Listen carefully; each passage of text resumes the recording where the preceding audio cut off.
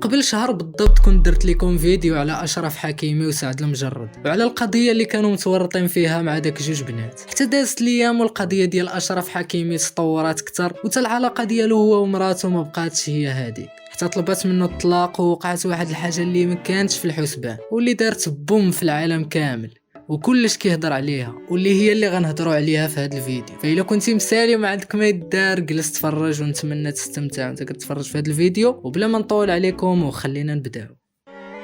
كما قلت لكم هذه شهر درت لكم فيديو على حكيمي اللي هو هذا، وحيت عارفكم معكازين وما فيكم اللي يمشي يتفرج فيه، غادي نقول لكم اهم الحوايج اللي قلت فيه، حيت هذا الشيء اللي غنقول في هذا الفيديو غيكون هو الكماله ديال داك الشيء اللي قلت، داك الشيء ديال المسلسلات الاخوان. هذه شهر اشرف حكيمي تعرض لواحد التهمه ديال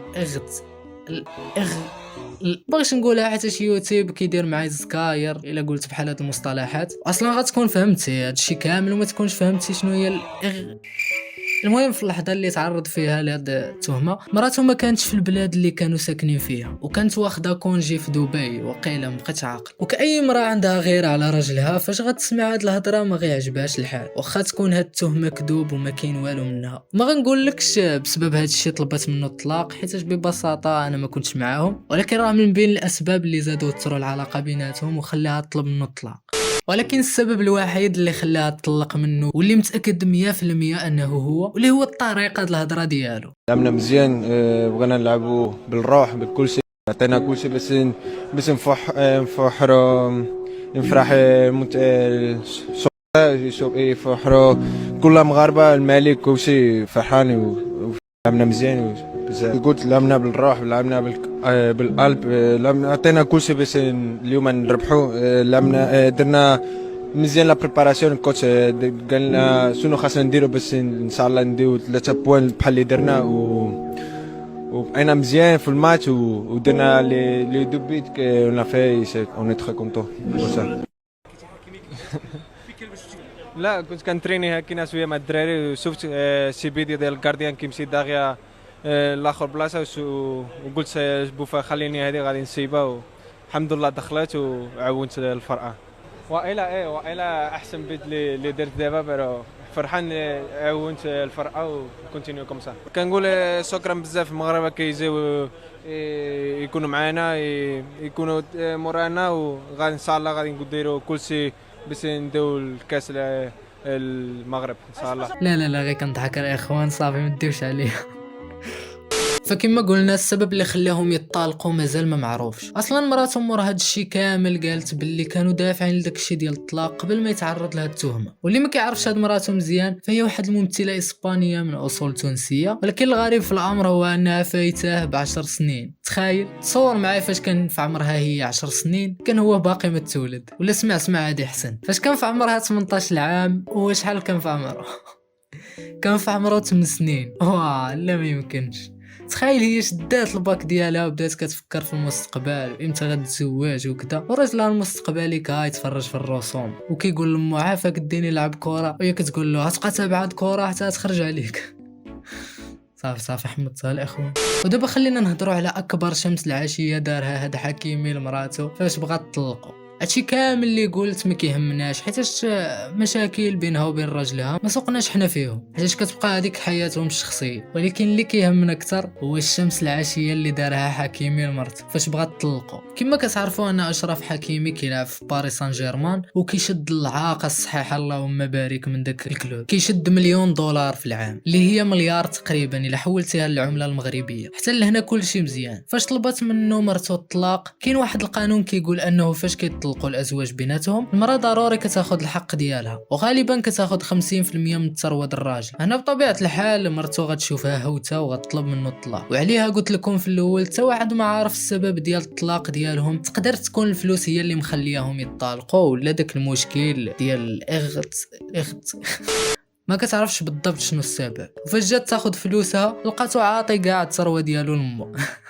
لا بزاف. وهنا فين كلش ناضي يهضر على هاد القضيه، ولات من بين اشهر قضايا الطلاق في العالم كامل. تخيلوا معي بزاف د المشاهير اللي ناضوا وبداو يهضروا عليه، وكاين بطبيعه الحال اللي ايدوا على هاد الشيء اللي دار، وكاين اللي ما عجبوش الحال وجا من جهه مرته. وفي نظركم شكون غيلوح بوست على هاد الشيء وغادي يجي مع حكيمي؟ اندرو تايت الاخوان، اشهر راجل في العالم، واللي حتى هو مشهور بالهضره ديالو على العيالات وداك المواضيع الحساسه اللي ما كيهضرش فيهم اي واحد، واللي حتى هو درنا عليه فيديو، واللي هو هذا. اي حاجه كاينه في هاد الحياه انا كندير عليها فيديو، ما كاينش الراحه. مادام وصلتي حتى لهنا وفي بالك شي حاجه بغيتيني ندير عليها فيديو، ما تنساش تخليها لي لتحت في لي كومونتير، ودير معك شي لايك وسبسكرايب، ماكش هتخسر. نكملوا الفيديو ديالنا. وماشي غير اندرو تايت اللي هضر عليه، بل بزاف د المشاهير وداروا عليه دي بودكاست. يعني هاد القضيه تشهرت بزاف، والحاجه اللي استغرب منها كلش وخصوصا الغرب وامريكان هو كيفاش هاد الحكيمي عنده هاد الثقه كامله فمه اللي خلاته يعطيها الثروه ديالو كامله. وعلاش قلت لكم الغرب وامريكان؟ حيت الثقافه ديالهم ماشي بحال الثقافه ديالنا بطبيعه الحال. حنا عندنا بر الوالدين كيبقى معاك حياتك كامله، واخا يكبروا واخا تكبر انت واخا يكبروا والديك. اما هما فاش كدير 18 عام كتقدر تستغنى على والديك وديهم لدار العجزه عادي، اما حنا لا. عليها استغربوا من هاد لو جيست اللي دار حكيمي مع امه. وفاش كندويو على الثروه ما كندويوش غير على داك الفلوس اللي كيشد من الكره، وانما جميع الاملاك اللي عنده. تخيل الطوموبيلات، الديور، الفيلات، الطيارات. لا الطيارات لا محال، هذاك غير ميسي اللي عنده.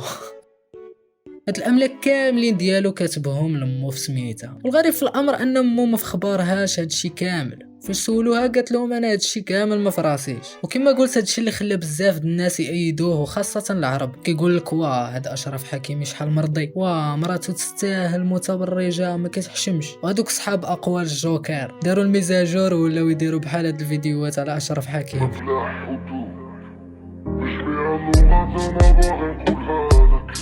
غادي نغنيها باش نوصلها لك، ماما تكير وكاين اللي ما حاملش اشرف حكيمي، وكاين اللي بحالي واخد الموضوع ضحك وصافي. تعرف سواء كرهتي حكيمي ولا بغيتيه على التصرف اللي دار في الاول وفي التالي كتبقى ما عارف والو، حيت هادوك مسائل شخصيه بيناتهم وما غتقدرش تعرف داك الشيء اكزاكت. ومؤخرا خرجوا شي اخبار كيقول لك بلي هادشي كامل غير كذوب، هو ما عاطيش الثروه ديالو لمو. ولكن منين كتشوف شي صحف غربيه كبار وعندهم السمعه وهضروا على هاد البلان، وماشي غير الصحف ديال برا، حتى الباجات ديال المغرب بحال هيسبريسو بزاف، يعني احتمال ان هادشي يكون غلط ومنعدم تقريبا.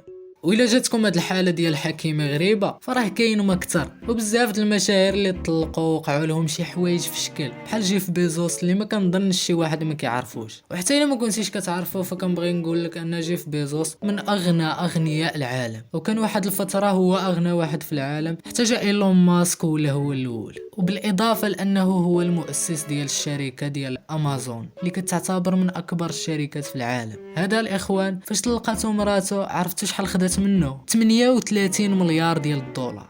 واش استوعبتوا هذا الرقم ولا لا؟ راه الا حولتيها للعمله المغربيه تلقاها شي 38 بليون.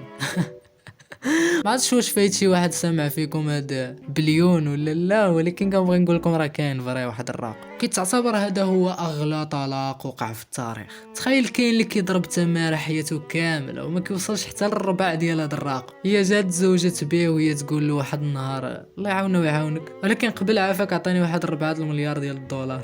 وبهاد الفلوس هادي ولات هي رابع اغنى مرأة في العالم. تخيل معايا كنتي جالس حتى لغد ليه وليتي رابع اغنى اغنياء العالم حيت طلقتي بواحد من اغنى اغنياء العالم. وعلى ما بان لي حكيمي استفاد من هذا الشيء وعطى الفلوس لمو، خاصو يخرج لنا شي كتاب على هذا الشيء. وهذا ما كان الاخوان، نتمنى يكون عجبكم الفيديو، نتمنى تكون استمتعتي معايا وانت كتفرج. مازال غيجيو ان شاء الله فيديوهات ما احسن. ما تنساوش شي لايك سبسكرايب، وقولوا لي في لي كومونتير شنو بغيتو ندير لكم في الفيديو الجاي، وتهلاو.